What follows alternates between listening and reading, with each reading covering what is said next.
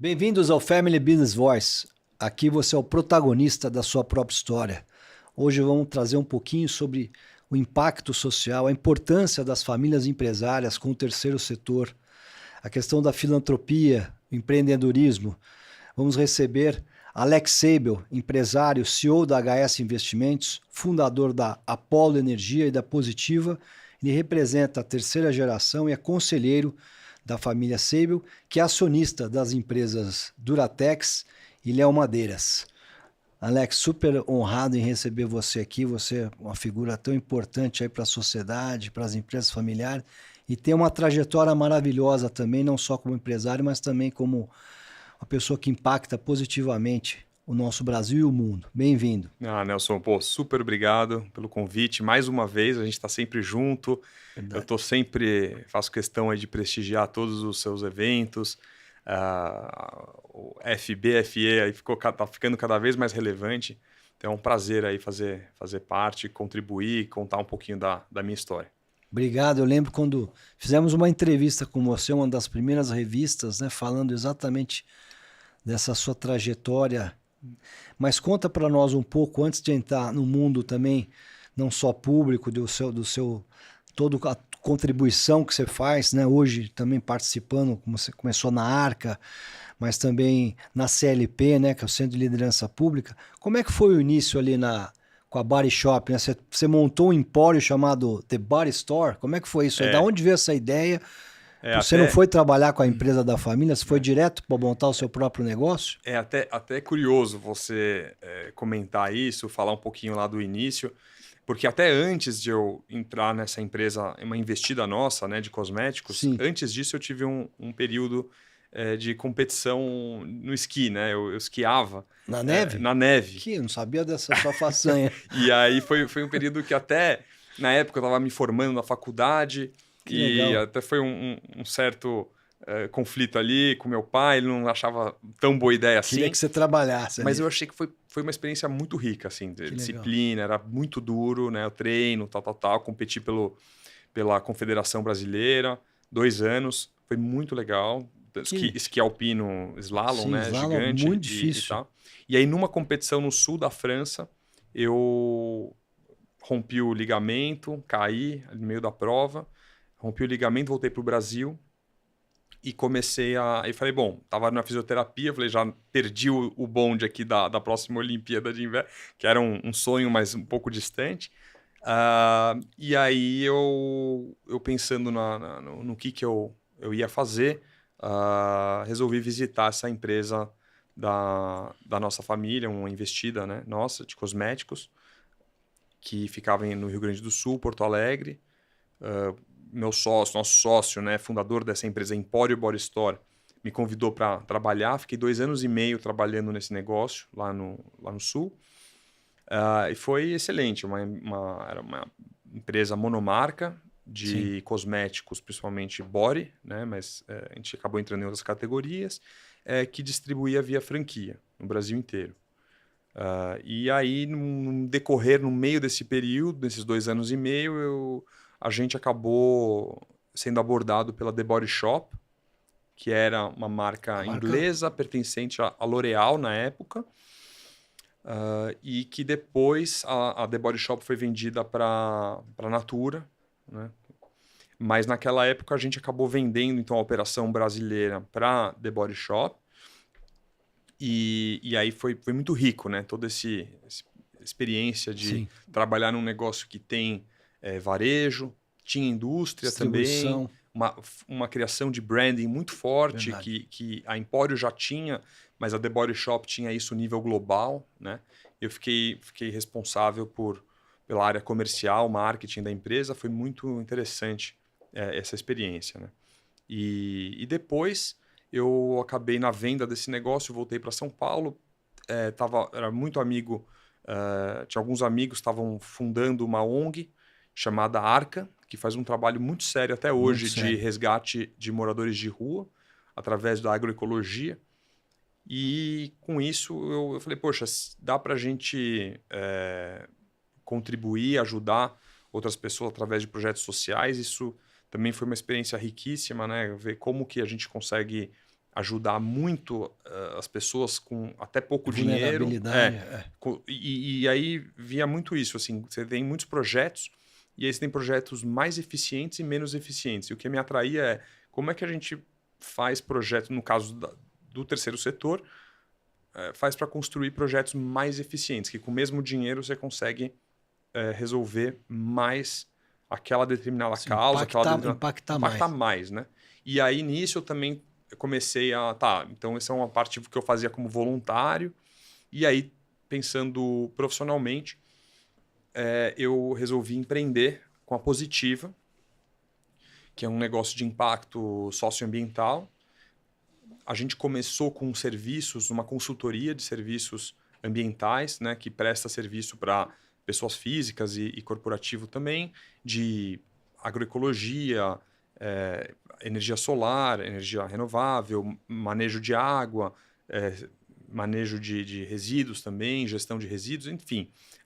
O serviço completo, a gente é uma gerenciadora de soluções ambientais para as pessoas que têm casa, fazenda, etc. E falar como é que eu quero mais isso, eu quero ser mais ambientalmente sustentável, mas eu não sei como. E quem que pode me ajudar do início ao fim com diversos parceiros, né? Que a gente traz para ajudar, para fazer essa jornada inteira, né? Então, a Positiva começou assim, né? Muito inspirada na permacultura, olhando para como fazer isso de uma forma prática e economicamente viável, também economizando, reduzindo o custo para o cliente, né? Sempre com esse olhar.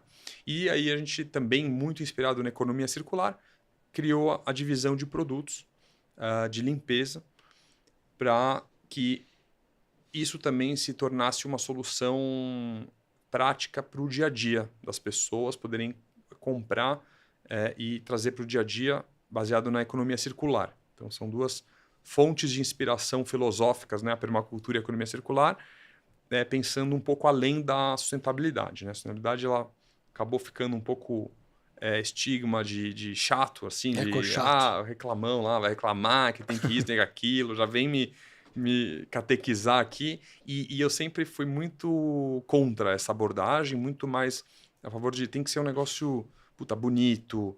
Pô, e nada mais bonito e elegante que a natureza, né? Se parar para pensar. Então, é muito mais interessante, acho que, influenciar as pessoas através da beleza do que da culpa, né? Eu sempre achei sempre foi para mim a abordagem de não apontar o dedo e sim prover soluções que também ajude a economizar e tudo mais. Então, na Positiva foi isso, esse foi o início em 2016, você já estamos em 2016, o início da parte de produtos. Quase 10 anos já, Lucas. 10 anos, E, exato, eu fui lá para o Sul, na Empório Body Store em 2012, e aí foi em 2016 que eu comecei a Positiva. E aí o negócio foi, primeira empresa B certificada. Isso que eu ia te falar, eu lembro quando você fez uma palestra para nós, foi a primeira empresa com primeira selo. B de limpeza, né? Da categoria de produtos de limpeza, foi a primeira empresa B. A gente tinha pouquíssimas empresas que ofereciam produtos desse tipo naquela época. Depois acabou surgindo outras. Mas muito nisso de produtos de base vegetal, embalagem 100% material reciclado e que fomenta a agricultura familiar, pequenos produtores, né? Então, basicamente, a Positiva se apoiou nesses 3 pilares para desenvolver os produtos e foi embora. Então, hoje é uma empresa de, enfim, um porte médio, indo para um porte médio, uma empresa break-evada, tá indo legal, a gente está entrando, acho que diria, numa nova fase agora de maturidade. É porque você começa um negócio e ela vai crescendo, né? Vai tendo os seus desdobramentos. Então foi uma longa trajetória, já tem 9 anos a empresa, então tá muito legal. E aí na sequência eu fiquei CEO da Positiva por 3 anos, tocando o dia a dia mesmo, e depois eu acabei fundando uma outra empresa de energia renovável. Aí eu saí como CEO, não era mais CEO, e meu sócio assumiu, e eu me dediquei bastante mais à Polo Energia e a Positive Ventures, que é uma gestora. Meu principal dedicação foi a Polo Energia, né? Mas eu também acabei entrando sócio de uma gestora de Venture Capital que investe em negócios de impacto com tecnologia, que é a Positive Ventures, com meus sócios, Fábio, Andréia, mas onde eu fui fundador também e onde eu dediquei maior parte do meu tempo foi na Apollo. E a Apollo é soluções fotovoltaicas, mas também outros, você estava comentando agora antes do nosso programa, biogás também. Exato. Enquanto a Positiva ela gerencia soluções e traz parceiros para, por exemplo, no caso da solar, implantar projeto solar no telhado, na maioria das vezes, Sim. a Apollo ela tem um outro modelo de negócio. Embora seja também solar, é pura energia, é só energia renovável, principalmente solar até hoje, mas a gente desenvolve usinas em várias áreas, em vários estados do Brasil. Hoje já estamos em 10 estados diferentes, com mais de 80 usinas funcionando. Cada usina ocupa uma área aí de mais ou menos uns 10 hectares. Então é diferente, é uma escala mais industrial, Sim. vamos dizer assim, do business solar, né? Ele é muito mais eficaz, porque a gente compra painel em volume, né? E Faz ganha, as fazendas de energia. faz as fazendas de energia e distribui energia através de parceiros, comercializadoras nesses estados onde a gente está. No grid, né? No grid, na geração distribuída, exatamente. Não, me lembro bem na pandemia, né, que nós também fizemos um projeto lá com vocês. Exatamente, começou com a consultoria de ver como é que a gente poderia montar uma agrofloresta, recuperar algumas áreas que estavam devastadas lá. Era um pomar na sede da fazenda da minha família. Aquilo virou um projeto enorme, que acabou 6 hectares. Agora a gente plantou café dentro da agrofloresta. Estamos fazendo um projeto de impacto não seria limpeza das nascentes, mas de recuperação das nascentes, que também precisa ver, porque hoje sem água não se faz nada, né? Você vê a importância que esses projetos que vocês fazem também para condomínios, onde você tem que ter ali ou poço artesiano ou o manejo da água de forma correta. Então, assim, foi um trabalho, como eu te falei, muito educacional, porque nós não entendíamos nada de permacultura, né? Até a terminologia, o que era uma agrofloresta, o processo de, né, aprendi muito com seu primo, de imitar, né, o que a floresta fazia. Então é voltar ali a plantar jogando a própria, na poda, você cobrir, fazer o manejo adequado, sem agrotóxicos. Muito interessante, você vê que é viável, né? E o Brasil aí tem vários acho que exemplos de recuperação. Acho que até virou um business, não só para recuperação, mas você tem crédito de carbono, você tem várias outras fontes de receita. E a Positiva foi além, né? Tem os projetos sociais que vocês ajudam as famílias que produzem. Então acho que tem a bucha, né? Sim, tem as garrafas que vocês todas são de forma reciclável, limpeza de oceano. Você poderia contar? Lógico, tem tantas ações que vocês fazem. Não, verdade. É que quando você, nesse mundo de, acho que negócios de impacto e de investimentos de impacto, né? A diferença disso para o antigo, você está acostumado ao modelo de responsabilidade corporativa, né? Onde você faz um instituto que faz as ações, mas o negócio ele não tem assim essa consciência, né? Eu acho que a diferença que começou com o Mohamed Yunus, né, na Índia, microcrédito, microcrédito, é de trazer essa intencionalidade, esse impacto para dentro do core business, dentro do modelo de negócio.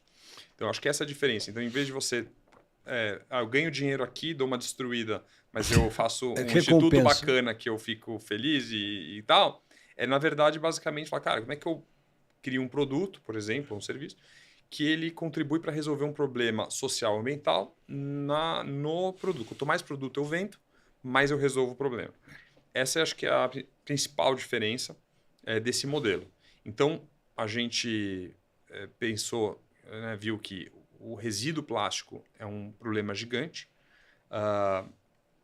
tem uma consequência enorme, né? devastadora nos oceanos. O microplástico, o plástico ele acaba chegando no oceano, vai para o rio, vai para o mar, e chega no oceano e ele vai dissolvendo e vira microplástico. E dura centenas e centenas de anos. Para né? dissolver, o plástico. decompor. Então, quanto mais a gente consegue evitar que o plástico chegue e reutilizar plástico que já é resíduo como matéria-prima, você precisa de menos plástico novo no mercado, né? Então, você tem o mesmo embalagem que... O plástico, ele é, na verdade, uma invenção muito interessante, né? Do ponto de vista de leveza, de Sim. durabilidade, segura líquido bem, consegue transportar. Então, você tem várias qualidades. Não é à toa que ele é tão utilizado, né? Mas como que a gente, usando a nossa capacidade, né, e tal, faz com que a gente minimize o impacto negativo disso, né? Então, você utilizar plástico reciclado é super interessante. A gente faz isso com 100% dos nossos frascos. Então, até hoje foram 70 toneladas de 70 milhões de litros, Isso. desculpa, 70 milhões de litros de água que a gente deixaram de ser poluídas, né, por causa e mais ou menos 50 toneladas de plástico que a gente reciclado, que a gente tirou do meio ambiente. Mais ou menos também 5 milhões de reais de receita gerada para as cooperativas, né, que são nossos fornecedores. A gente tem mais de 20 cooperativas diferentes. Os catadores que vão ser... Tem os catadores, mas nem os catadores. Mesmo o algodão orgânico da Paraíba, rede de pesca de Santa Catarina, que a gente usa para fazer esfregão. A bucha vegetal, que vem de Minas, da Dona Zizi. Muito curioso. É muito bonito o vídeo. Fui lá visitar a Dona Zizi, foi muito... Quando a gente estava vendo de comprar dela. Então, a bucha vegetal é um case também, é um exemplo, né? Você tem todo mundo acostumado com aquela verde e amarela, esponja, né? Para limpar Aquela na esponja cozinha. deve durar, que 200 anos? Dura 200 anos, 150 anos, Nossa. 200 anos. E a bucha da Dona Zizi é vegetal, né? Ela não é a mesma usabilidade, é diferente, mas no momento que você se adapta também, pô, você fala, cara... Bem, para quem não realmente se preocupa zero com o assunto, provavelmente não vai ser cliente da Positiva, porque você fala, tem ali alguma diferença de preço, então prefere tocar a vida igual. Mas se você para pensar um segundo no que isso, se todo mundo fizer, começar a fazer algo... E aí, qual que é o nosso objetivo com Positiva? É tornar o mais prático, mais acessível, mais fácil a pessoa... Cara, você tem que escolher um produto para sua casa, para limpar a sua casa, né? Se vocês, em vez de escolher a marca A, escolher a marca B, no caso positivo, você está passando a fazer parte da solução para tudo que for o universo de limpeza. Então, realmente, assim, a gente fala muito de quanto que a sustentabilidade chegou nos mercados, chegou na consciência do consumidor, na Europa, nos Estados Unidos, quanto que representa no Brasil, etc. e tal. A verdade é que é baixo, assim, ainda é nichado. Mas a gente acredita que, principalmente pelo apelo de saúde, porque eu falo muito de meio ambiente, né? Muitas vezes a gente está aqui falando e tal, mas o aspecto de saúde é enorme. E às vezes muitas pessoas falam, cara, sei lá, se eu me preocupo com a baleia lá, não sei o quê, mas com a saúde do meu filho, que está lá recém-nascido, ou pequeno, andando no chão, limpando uma madeira com benzeno, cloro e fosfato, putz, não sabia que dava alergia, rinite, disrupções endócrinas, uma porrada de coisa. Pô, isso eu me preocupo. Então a gente tem cada vez mais tentado aproximar mais o ponto o porquê usar a Positiva. Não é só para salvar o planeta, vamos dizer assim, para resolver, né? Você tá mais com a consciência limpa em relação ao meio ambiente, mas muito para resolver um problema de saúde. E muita gente com alergia passa a usar Positiva. Em uma semana, ela, cara, sumiu a alergia, não sabia que era de limpeza. E os médicos e nutricionistas e nutrólogos, né, também não estão muito atentos que grande parte do problema Mas você imagina assim, se as pessoas se preocupam com comer um alimento orgânico ou um cosmético que tem menos petroquímico, o produto de limpeza ele vai em tudo, né? Todas as superfícies, todo talher, prato, lençol, fronha, roupa, tudo produto de limpeza vai em tudo, né? Então, se você tira petroquímico do produto de limpeza, cara, o efeito na sua saúde é muito grande. E pouquíssima gente fala disso. É uma questão, acho que, educacional. Eu sou suspeito, que lá em casa a gente educou o próprio colaborador, ele que pede hoje, compra lá aquele produto lá da Positiva, aí vou lá no site e compro. Tem a compra recorrente, né? É, E é muito sim, bom, porque o amaciante, por exemplo, ele fala que é melhor que qualquer outro produto. Então você vê, não é só porque faz o bem, mas performa, porque é bom, performa, performa. é muito E eu bom. faço questão que performe muito bem, porque não acho que as pessoas vão comprar só porque gostam do conceito, né? Acho que tem que performar muito bem, tem que ter preço. Então a gente é super chato com isso. Não, maravilhoso. Mas me conta um pouco, um passo atrás da história da sua família. Por que que você não foi trabalhar lá? Como é que vocês organizaram? O seu pai é a segunda geração? Quem veio Isso. para cá foi o seu avô? Meu avô, Vocês imigraram da onde, a sua família? o meu avô Bernardo veio da Polônia, nasceu em Cracóvia, em 1911, veio em 1925 25. e trabalhou de. Veio ele com 14 anos e o irmão mais velho, de 16, para tentar juntar dinheiro e trazer o resto da família. Então, aquelas histórias de imigrantes To- clássicas, né? Duras, assim. Sim. E trabalhou de tudo imaginável, de fotógrafo lambe-lambe em praça, de cobrador de bonde, aquela época do Caramba. Brasil, né? Se vira. E lá depois, mais pra frente, ele acabou ficando gerente de uma loja de móveis em Birigui, interior de São Paulo. E quando foi lá mais pra frente, em 1961, que ele resolveu adquirir uma pequena loja, bem pequenininha, na Rua do Gasômetro. Tá lá a Já loja ainda. chamava Léo Madeiras. Isso. Na Ah, Rua do que legal. Gasômetro 265. Tá lá. E firme e forte, a loja 1. Nossa. E isso foi em 61, né? E meu pai, ele começou a trabalhar em 1969. Então, ele começou com Logo, 16 logo anos. já com o seu É, avô. aí era meu avô e E- dois operários, assim, braçais, mas para Essa- carregar chapa mesmo. Não era tanto, assim, não tinha vendedores, não sei o que, era bem pequeno, assim. E meu pai, com 16 anos, ele mudou quando meu avô resolveu expandir a loja, comprar o galpão do lado, meu pai, no dia seguinte, no dia mesmo, falou, bom, então amanhã eu mudo o meu colégio para noite. Meu pai estava no segundo colegial, mudou o colégio para noite, foi trabalhar e trabalhava já o dia Período inteiro lá integral. na loja, né? E meu pai, sim, meu avô era um perfil muito mais intelectual, gostava muito de política, filosofia, todos esses temas. E meu pai realmente muito, assim, com uma cabeça muito para negócios, Focado em negócio. comerciante, E então meu pai brinca que nas fichas de talvez ele veja aqui, né? Nas fichas de hotel, assim, ele gosta de colocar, ele coloca comerciante. Comerciante. Então Né? Quando você vai para profissão. comerciante, exatamente.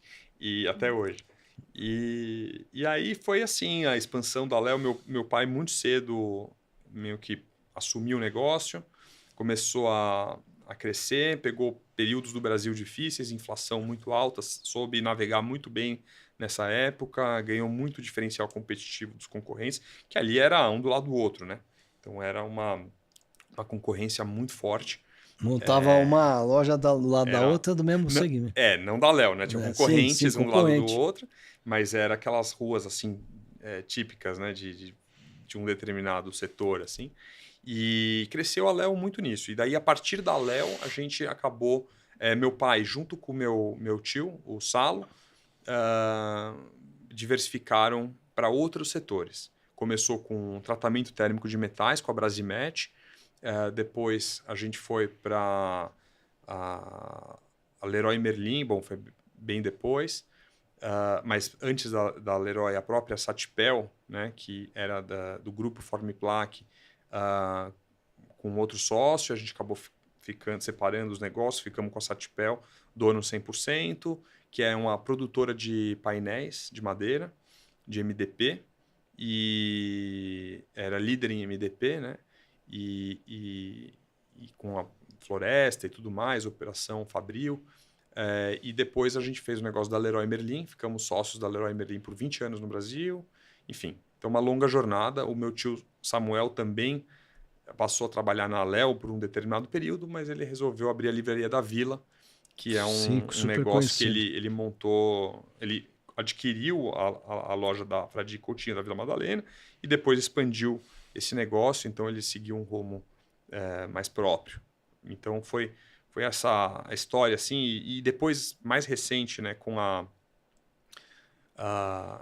em 2009, a gente, que daí já é mais recente, a gente acabou fazendo uma fusão da Satipel, que é essa indústria de painel, com a Duratex, né? Então, isso foi em 2009, que resultou hoje em dia no grupo Dexco, que tem Sim. algumas marcas diferentes, a Deca, Louças e Metais Sanitários, Portinari, Ceusa, Castelato. Entramos também em celulose solúvel, que é com a fábrica, né, em Minas Gerais.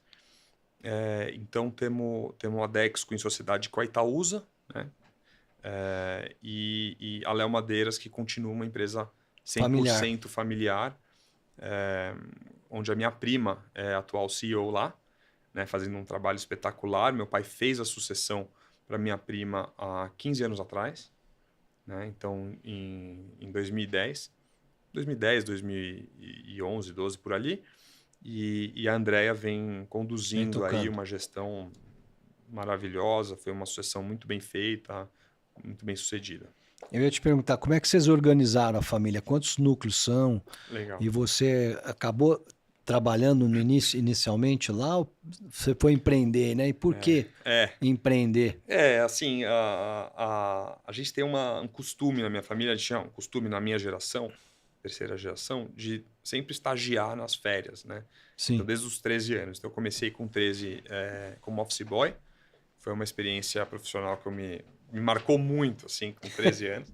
Eu pegava... Malote, fazer eu lembro banco. que a primeira... Eu ia de ônibus lá morava em Higienópolis, ia de ônibus lá para Vila Anastácio, que era onde era a sede da empresa.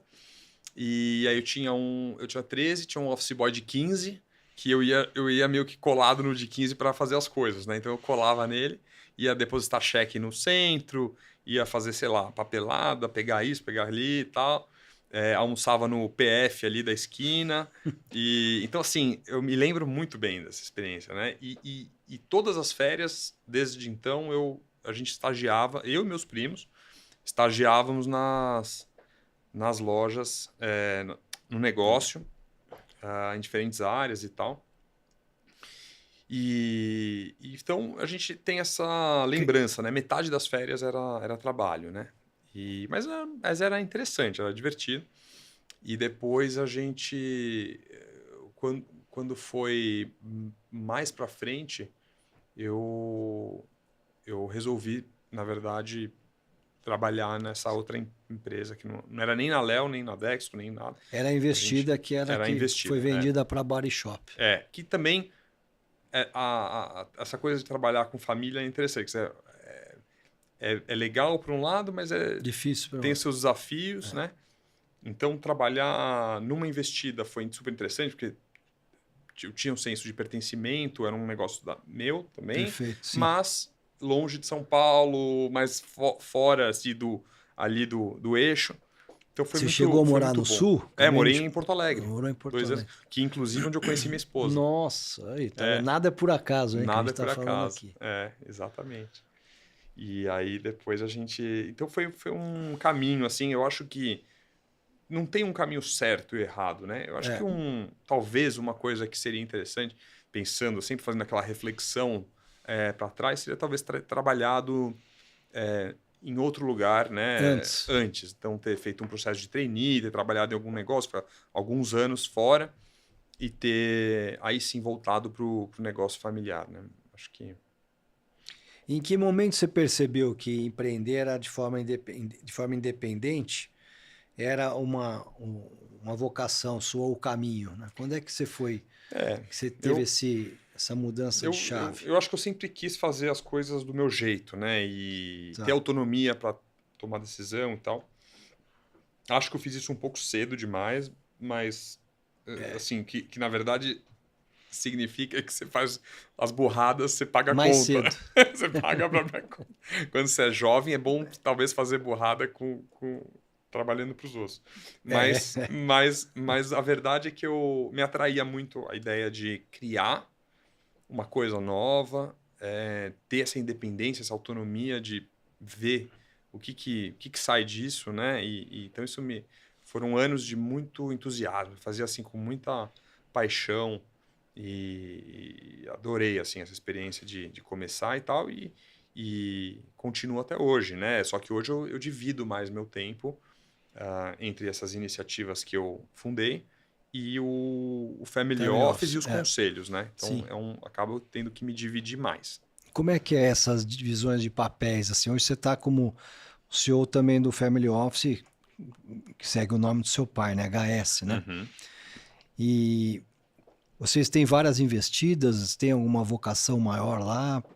Quais as Perfeito. áreas que vocês procuram diversificar? Como é que é o trabalho de conselheiro das empresas, gestor do Family Office e, ao mesmo tempo, você agora saiu da Positiva, mas também fundou a Apollo. Uhum. Dos diferentes chapéus que você tem que usar todos os dias ali.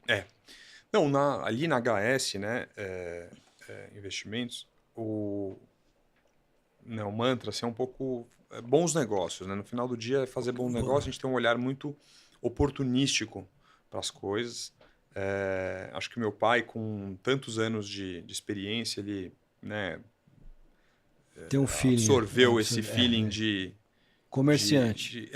de capturar boas oportunidades. E aí pode ser com derivativo, public assets, né, renda variável. A gente fez muito alternativo. Então, né, private equity, infraestrutura. Infraestrutura a gente acabou fazendo bastante coisa, tem uma relação risco-retorno muito interessante, distressed, algumas coisas, special seeds. Então, assim, acho que a Olham gente tudo. olha tudo e isso foi nos últimos 15 anos, né? Agora, nesse momento, a gente não está muito, assim, com muito apetite para ilíquidos, né? A taxa de juros muito alta e com risco Brasil considerável, faz a gente ficar um pouco mais reativo, né? Com essa classe de ativo. Hoje com juros altos, você acaba preservando o capital aqui sem muito risco. Mas o Brasil está nesse momento, né, de transição e acho que muitas famílias que, inclusive, eu converso aqui, tá no modo freio de mão puxado, né, fazendo pouca coisa aqui. Isso por um lado é ruim, Infelizmente. né, em relação a empreender no Brasil, é muito desafiante, mas por outro lado, como você falou, gera muitas oportunidades, né, de negócio, porque quando você vê alguns setores são mais afetados que os outros, né? Tem algum segmento que vocês investiram recentemente que tem dado maiores retornos? Olha, a gente fez na época, lá em 2020, pandemia, né, que a taxa de juros despencou, Sim. a gente acabou fazendo bastante coisa. Alguns que eu posso falar, acho que não tem problema. A Pet Love Pet Love, foi muito um que a conhecido. gente entrou junto. Mundo de pet só cresce. Com o Pedro Faria, a Thalita, enfim, pessoas maravilhosas. A gente investiu lá na primeira rodada com o Pedro e tem sido muito bom a evolução do negócio. Tem a NSTech com o Vasco Oliveira, que foi também ele era da AGV e fez um trabalho maravilhoso nessa empresa que consolida nichos do setor logístico. Então, também muito bom. A infraestrutura em saneamento, né, com a plataforma Mariner, né, os fundos Mariner lá da Perfin, a gente investiu com eles e principalmente na privatização da Corsã, no Rio Grande do Sul. Acho que é um negócio também muito bom. Esse é um setor, por exemplo, que tem muita oportunidade no Brasil, né, de saneamento, com a abertura do mercado para capital privado poder entrar. Né, se abriu muita oportunidade. Né? É incrível como você tem ainda no Brasil esses bolsões, né, de oportunidades por conta do tamanho do Estado, né, Da ineficiência. Ineficiência, que é o entendimento de que o capital privado não pode entrar em alguns lugares, e aí quando você abre, você ganha muita eficiência e logo você tem oportunidade para quem entra cedo. Né? E de onde veio esse dom seu, vamos falar, vocação com o setor público? Você é sempre muito preocupado com as causas sociais, ambientais, de impacto. O envolvimento com a CLP, como você mesmo colocou, com a Arca, que lá atrás, no início, né, nesse braço de filantropia que você montou. De onde veio essa sua inquietude? Olha, esse é um ponto uma boa pergunta, porque desde, sei lá, quando eu tinha 15 anos, que eu tinha questões existenciais, É. né? De por que eu tô aqui, coisa e tal. Lia livro, comecei a estudar filosofia, tal, tal. Mas existia um sentimento de achar um significado, né? E assim, e muito da resposta passou por como que eu posso ser mais útil para ajudar a resolver problema em escala. Obviamente, ganhar vida, ganhar dinheiro, Sustentar. É. que é fundamental, e a gente ter e tudo. A minha família, educar bem meus filhos, óbvio, do ponto de vista mais micro, mas do ponto de vista macro, na medida que você tem mais ah, um lugar de influência, né? Seja via capital, seja via ah, influência, você tem mais responsabilidade, né? Então, e aí quando você pensa nos problemas de uma sociedade, como a brasileira, por exemplo, não dá para deixar o setor público de fora, né? Porque por mais que o empresário faça, não vai resolver sozinho. E filantropia nem se fala, é muito bom, É é enxugar gelo. importante, É, mas não não é, vai resolver o problema sozinho do não Brasil vai. em escala. Enquanto Exato. você tem a quantidade o mato é tão alto, assim, hoje, né? A minha sensação é que o mato é tão alto no setor público, né? Você pensa assim, tantas medidas, né, que, que deixaram de ser tomadas ou foram tomadas, é, que é enorme, né? Você vê a reforma administrativa que está entrando aí para tramitação, né? O que seria o Brasil se você Sem esse tivesse um peso bom da máquina. avanço com um Estado mais Sim. eficiente, né?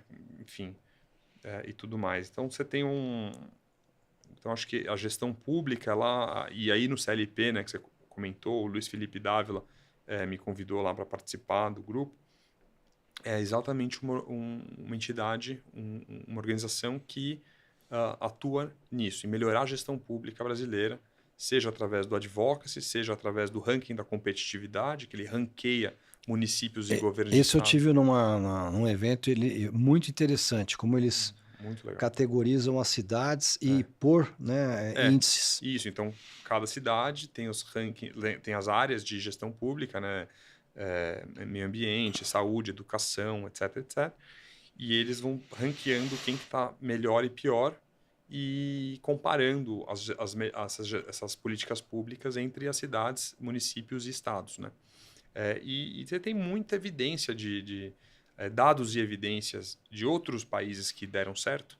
O que eles fizeram? Então a gente não precisa inventar a roda, né? Tem muita, Sim. tem muita gente boa no mundo fazendo gestão pública de excelência.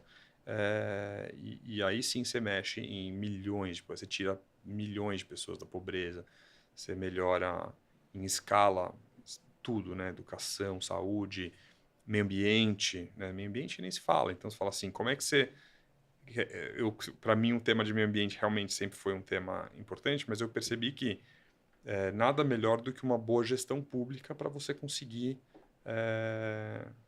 melhorar, seja meio ambiente, seja qualquer outro tema, né? Então esse é o... E você acredita num modelo, vamos falar, híbrido, PPPs, público e privado trabalhando junto, ou simplesmente o desinchaço da Não, máquina? Na sua opinião, qual que seria um modelo ideal? não. Então, com certeza, tudo que tira do Estado a função, né, a responsabilidade de gerir e de gastar, né, que poderia ser repassada para a iniciativa privada, sem onerar, né, sem prejudicar os mais vulneráveis da sociedade, Sim. é muito bom, né, porque você tem isso de monte. Casos de hospitais privados que prestam serviço para o município ou para o estado de saúde para a população carente, mais vulnerável, atendendo essa população e sendo remunerado pela prefeitura. Então, a prefeitura o governo não precisa ter milhares de hospitais, milhares de escolas na educação para administrar, tendo lá, contrata professor, demite professor, compra alimentação e ele tem que fazer tudo isso. Você imagina assim, o que você não abre de precedente para roubalheira e tudo mais, e simplesmente má gestão, né? Então, se você tem lá um empreendedor, um cara sério, sendo fiscalizado pelo Estado, sendo remunerado pelo Estado para prover aquele serviço com qualidade. E se ele não presta, ele está fora.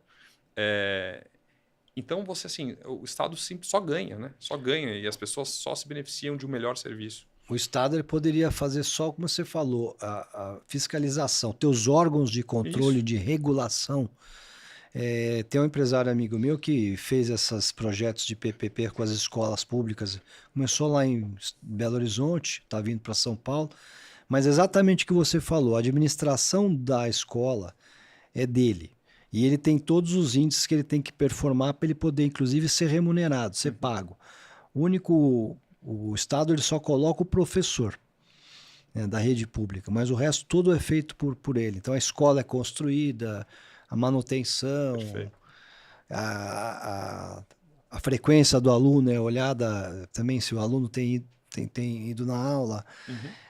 Isso tem melhorado demais os índices de educação e também desinchaço da máquina, como você falou. Isso, essa última concessão que teve, né, de gestão de escolas públicas, já foi um caminho, um primeiro passo aí no estado de São Paulo para fazer isso, né, que, na gestão do Tarcísio. Exato.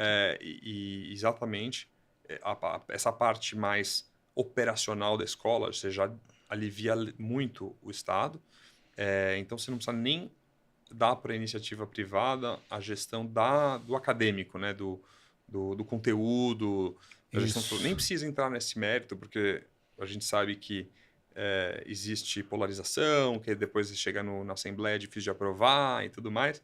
Então mas só a parte do operacional, do custo dessas escolas e tudo mais, de comprar insumos, produtos para manter, reforma, etc. e tal, tudo isso já alivia bem, né? Então, tudo que, na verdade, a gente conseguir fazer para melhorar essa gestão pública, a gente ajuda de quem mais precisa, né? Ajuda quem mais precisa. O Estado devia focar nisso aí, educação, parte de saúde. A gente seria um Brasil aí que é o do futuro, que ainda não nos vemos, né? Fazer lei, fiscalizar a lei. E, enfim, o resto, realmente, assim, pensar. E justiça, né? Por exemplo, policiamento, né? Segurança pública. Segurança. Que a gente está vivendo interna, né? Muito difícil. Segurança interna, você vê o problema da criminalidade, grupo organizado.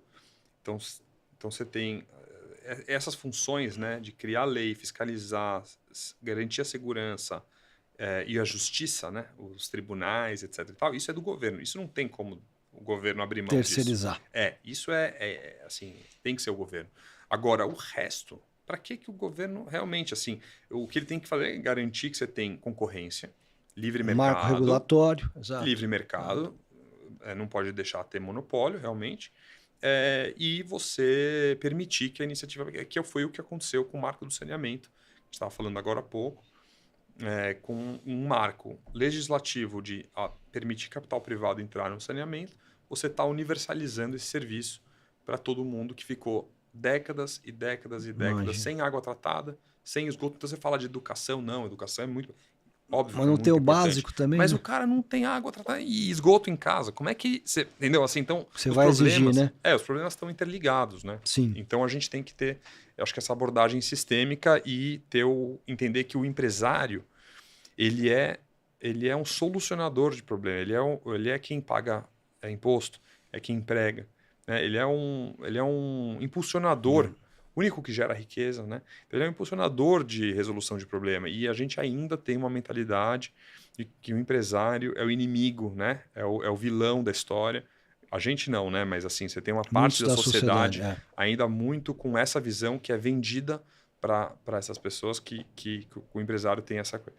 Então, isso realmente é indignante, né? E eu acho que tudo que a gente puder fazer como sociedade civil para ajudar falar sobre esse tema, né, sem xingar, sem nada, ao Sem contrário, polarizar, né, exato. sendo amigável a quem pensa diferente, respeitar quem pensa diferente. Mas é importante falar desses assuntos, senão a gente... Você acha que parte da educação, e a educação, a formação para você, quão importante é? Você agora está indo fazer um curso, ou está cursando o OPM, que é um dos cursos mais consagrados de Harvard, né? Que é o Honors Program Management, É. que é voltado para donos de grandes empresas. Como é que tem sido e você acredita realmente que vem da capacitação as soluções? Eu acho que é importante te dar referência, te dar... acho que você... Tudo que você aprende meu pai também tem uma expressão que eu concordo, né? Que é tudo que a gente aprende na escola é barato, né? O resto é bem mais caro de aprender. Na vida é bem mais... É Com é um experiência... dinheiro bem É bem pago. pago, porque mesmo que aprenda, ele fala, mesmo que aprenda pouco, é barato, porque, enfim, eu não acho que aprende pouco, eu acho que dá para aprender bastante, mas é Sim, de cada um, né? Assim, a o questão do aproveitamento. aproveitamento é de cada um. Eu tô realmente é um programa muito bacana, esses são de 3 anos. Eu fiz ano passado, eu fiz o ano 1, esse ano acabei de voltar do ano 2, né? São 3 semanas por ano, e ano que vem é o último ano. E assim, tem o lado do conteúdo, de casos de empresas, como é que resolveram seus problemas, grandes empresas, médias empresas, um case mais de empreendedorismo, outro, enfim. Mas você tem também muito o grupo das pessoas que está lá, que são pessoas extraordinárias do mundo inteiro, empresários, cada um com seus dilemas, resolvendo seus problemas, dos seus jeitos. Então, você poder compartilhar né, as minhas experiências com eles e ouvir, traz insight, traz repertório, né? Acho que traz muito repertório. O poder do relacionamento lá, você diria que também é quão e tão importante como a parte de educação, mas você ter acesso a essa rede de relacionamento fora. A gente estava conversando, falou, gente do mundo inteiro que você pode amanhã ou investir ou ele ser um co-investidor num projeto seu. Como você pensa em relação ao acesso, né, ao networking, a relevância do networking no mundo dos negócios? Não, de uma forma geral, é super importante, né? Nós somos animais sociais, né? A gente está Sim. sempre se relacionando e negócio você faz com pessoas, então no final do dia é super importante. Mas no curso em si, não acho que é tanto assim, tem esse lado, tem gente que faz negócio entre si, porque se conhece no curso, mas ali, assim, não diria que sim, é o fazer negócio com o pessoal é o objetivo principal, Sim. mas acaba acontecendo, faz parte, né? E é bom, é ótimo, é uma das vantagens de você estar num grupo super seleto, mas eu não tô assim, tanto com essa assim, de cabeça de vou aqui tentar aproveitar algum relacionamento para fazer. Pelo menos não apareceu. Pode ser que apareça organicamente alguma coisa, mas não, até agora não foi o caso. E o modelo lá é estudo de casos de empresas do mundo inteiro. Vocês têm acesso a centenas de casos que deram certo, deram errado. Isso, exatamente. Desde do caso da JCPenney, que contratou o Ron Johnson, que foi o cara que plantou o varejo da Apple, as lojas da Apple, foi esse cara. A JCPenney foi lá, o Bill Ackman contratou ele, ele era conselheiro da JCPenney, contratou para tocar a JCPenney, fazer o turnaround. Fez rápido demais, não ouviu o cliente, não entendeu o cliente da JCPenney e foi um desastre. Você tem um caso assim, por exemplo, que é super interessante. Deu certo num segmento, num setor, deu errado em outro. Exatamente. Até um caso, por exemplo, do John Osher na Spinbrush, que e colocou $1,5 milhão e vendeu 2 anos depois por $400 milhões para Procter & Gamble. Por exemplo, um caso super real que fez. Como é que o cara fez isso? Então, assim, é uma loucura, é um serial entrepreneur que fez vários negócios. Sim. E percebeu um gap de mercado nessas escovas de dente elétricas, que na época era uma coisa meio nova. A Procter percebeu que a Procter & Gamble não tinha um produto. Ele fez um produto importado mais barato que todo mundo. decolou as Que vendas assim loucura. numa velocidade monstruosa, fez uma embalagem toda inovadora, patenteada. Quando sentou para conversar com a Procter Gamble, ele estava voando. Já E era. aí a Procter Gamble não tinha produto, ele sabia que ela não tinha produto e gerou um... Então ele foi muito oportunístico, mas muito intencional na forma de criar o produto do zero para vender. Então, você tem muitos casos Muitas ideias. interessantes assim Era sobre... o como é que chamava o produto? Era um produto, inclusive, que era enorme. Hoje em dia é super moderno, né? Uma escova. Na época, Era esse um negócio produto que é é Spin Brush, spin né? brush. Mas devia ter outros. A Unilever acho que tinha tinha os concorrentes com produtos Era um trambolho equivalentes. na época o produto. É. Eu ia te perguntar, o que você acha que é essencial, né, para uma família empresária se manter relevante por gerações e gerações? O que você acha que é o Eu estava core ali? falando isso esses dias num jantar na casa de um amigo. Eu acho que tem muita teoria, né, sobre isso, tem muitas boas práticas no mundo de governança, Sim, etc. Mas eu acho que que é essencial é conseguir falar, conseguir ter conversas difíceis.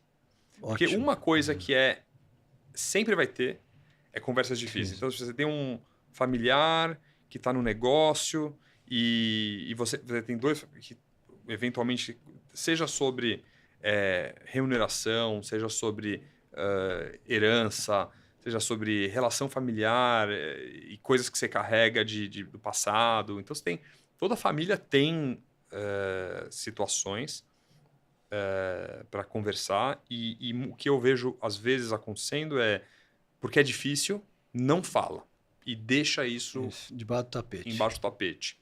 E aí eu acho que é onde começam os problemas. Você Escalar não o consegue, conflito. você não lida com os problemas de verdade, não vai na causa dos problemas e aí a coisa se amplifica, né? Estávamos conversando anteriormente com a Cris Baumgart, falou exatamente disso, né? O poder da comunicação, de não falar as coisas que são jogadas debaixo do tapete e uma hora aquele conflito que parecia ser pequeno escala de uma maneira porque já vem acumulando, né, esse problema. É. Então é poder de você conseguir falar. Mas é bem difícil com as gerações mais velhas, né? Era meio que proibitivo abrir um pouco do que estava sentindo. Acho que a geração mais sua até que a minha, eu acho que aprendeu bastante essa importância da comunicação e da fala, né? Da escuta também. Eu acho que sim. Acho que é mais fácil talvez falar. Por um lado é mais fácil, você tem mais abertura, né? A cultura hoje em dia mais informal, falar com mais facilidade. Por outro lado, é difícil hoje a coisa do rede social e tudo. Você acaba ficando mais... Você acha que você está próximo porque você vê a pessoa fazendo as coisas na rede social, mas você encontra menos, né? E tem menos... O relacionamento menos profundos, né? Mais rasos, né? É Hoje em dia, verdade. talvez por causa dessa facilidade que tem. Então, também acho que é um lado negativo das redes. Acho que as redes sociais têm coisas boas, mas tem esse lado negativo também, né? Você está falando, eu estou aqui refletindo que parece que você está conversando já há um tempo com a pessoa, que você tem aquela proximidade de estar vendo a pessoa, mas na verdade você não teve presente com ela, né? Foi ali É, é, superficialmente. é. E aí você só vê o lado bom, né? O lado dos tombos que a gente leva, ninguém vê. É verdade. Se você pudesse resumir hoje a sua missão, qual seria o porquê e o que te move? Por que o que me move? Diria que quando eu comecei a empreender, era muito gerar impacto, né, ambiental, social, nos negócios, através das iniciativas. Hoje em dia não deixa de ser também isso, né? Eu acho que assim, nos negócios dá para ser cada vez mais resolver problemas em escala, seja nos negócios já existentes, grandes, via comitês, via governança e tudo mais. Acho que tem muita coisa boa que dá para fazer, que é inteligente, que faz sentido para os negócios. Sim. Mas eu diria que esse lado tanto vamos dizer assim, do ponto de vista econômico, patrimonial, né? Eu acho que é sim levar para né, assim, aumentar o patamar, né, de evoluir nesse sentido de prosperidade das empresas familiares, Perfeito, sim. contribuir Sim. para a prosperidade das empresas familiares, deixar um legado para as futuras gerações. Diria que isso me motiva. Isso é algo que eu de certa forma, recebo do meu pai, do meu O tio, como, orgulho, né? né? Acho são empresas de... A Léo fez agora 82 anos de idade, né? A Duratec 70 e muitos. Então, tem a Espaço Negócio, que eu acabei não comentando, que é um negócio também com o Sidney, nosso sócio, maravilhoso de incorporação imobiliária, corporativa e logística em São Paulo. Então, eu tenho um orgulho enorme de fazer parte e poder contribuir, né, na medida que for possível, para o crescimento, melhoria dessas empresas, serem empresas cada vez mais admiráveis, né? Sim. Então, acho que isso... E quando eu falo admirável, passa por como que a gente impacta o nosso entorno, as pessoas que trabalham nas empresas, as comunidades que a gente atua. Então, isso tudo eu acho que negócios incríveis e admiráveis, eu incluo todos esses componentes sociais e ambientais dentro desse. Mas sim, lucratividade, rentabilidade, ROI, etc. Também, né? Uma coisa que talvez quando eu comecei a empreender lá atrás, eu não tinha estava tão ligado na importância do sucesso financeiro, até para você poder fazer mais, né? Para ser uma empresa melhor, né? Então, Sustentabilidade tem que ter também rentabilidade, né? Total, total. Não, e não pode nunca esquecer disso, né? Que ter lucro é admirável, tem que se orgulhar de ser uma empresa lucrativa, né? Isso é uma coisa que eu acho que às vezes as pessoas deixam um pouco de lado, talvez em algum momento isso não pode nunca esquecer. O negócio morre, né? Sem resultado. O negócio morre, exatamente. E eu diria que também tem dois temas que me provocam hoje muito vontade de poder colaborar. É o tema da gestão pública, né?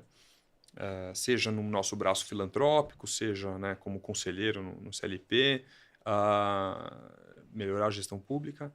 E também a questão do combate ao antissemitismo, a questão da comunidade judaica, a gente conseguir contribuir. Eu venho de uma família judaica, então assim, se não for nós para ajudarmos ali, não vai ter ninguém mais fazendo por nós, né? Então a gente vê, né, a importância de defesa do Estado de Israel, da comunidade judaica, ter um lugar, ter uma nação, para a gente poder sempre, né, não acontecer de novo o que aconteceu lá no passado na Segunda Guerra Mundial, não ter um lugar para ir. Então, acho que a criação do Estado de Israel foi muito fruto disso, né? Na época pela ONU, e a gente não pode esquecer disso, né? Acho que hoje é um dia especial, né, em relação a esse assunto, e na comunidade judaica no Brasil fazer a nossa parte para ajudar também a não permitir que o antissemitismo cresça. É super duro, super complicado. A gente é uma população pequena, mas que acaba tendo essa... Do mesmo tempo, acho que ao mesmo tempo que você tem esse certo... essa má informação, essa desinformação sobre o papel do capital, a coisa do capitalismo, não sei o que, você tem também um viés negativo de uma parte grande da sociedade sobre os judeus. No Brasil, a gente nunca teve... Foi sempre muito baixo o antissemitismo e tem crescido bastante, né? O Brasil sempre foi um país de todos, né? Exatamente. Inclusão e fés e religiões sem nenhuma disrupção. Até o voto de Minerva, inclusive, para a concepção do Estado de Israel, foi um brasileiro. Verdade. É verdade. Acho que foi o último voto.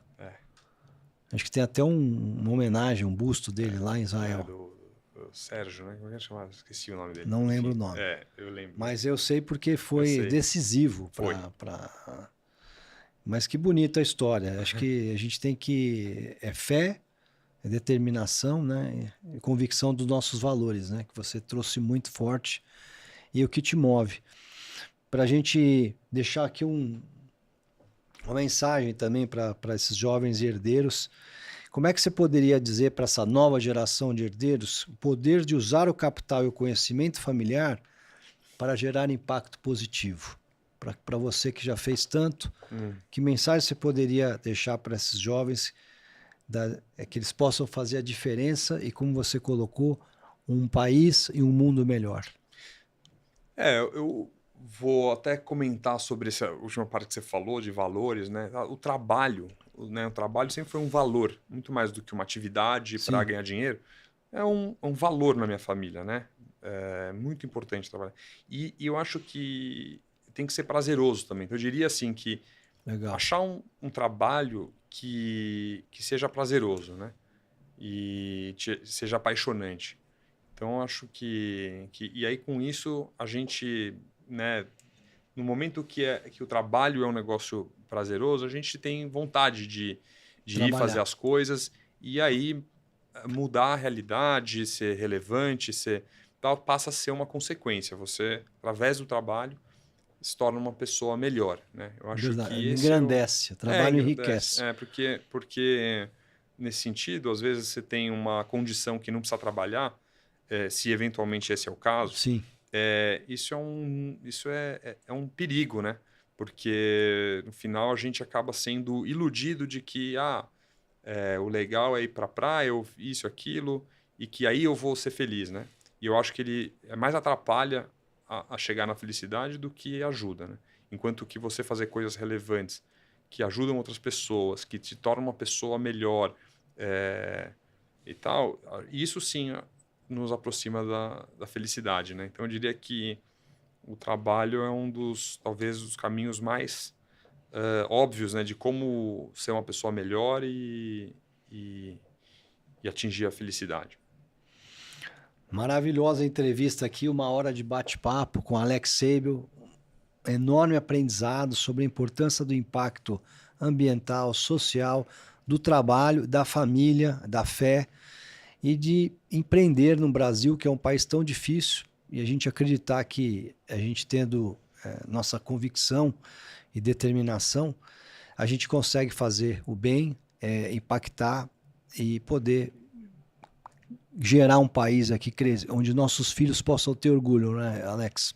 É isso mesmo. Estou com 2 filhos indo para o 3º, então a gente fica mais pensativo ainda, né? O que dá para fazer aí para não deixar um pepino maior para eles do que a gente recebeu, né? Não, parabéns, foi uma honra te receber, muito obrigado. Um prazer te receber aqui no Family Business Voice. Muito obrigado. Valeu, Nelson. Obrigado. Um abraço a todos.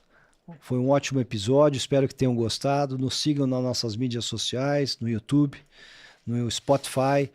Aperte lá o seguir, curta nossas mídias para que a gente possa ter cada vez mais audiência.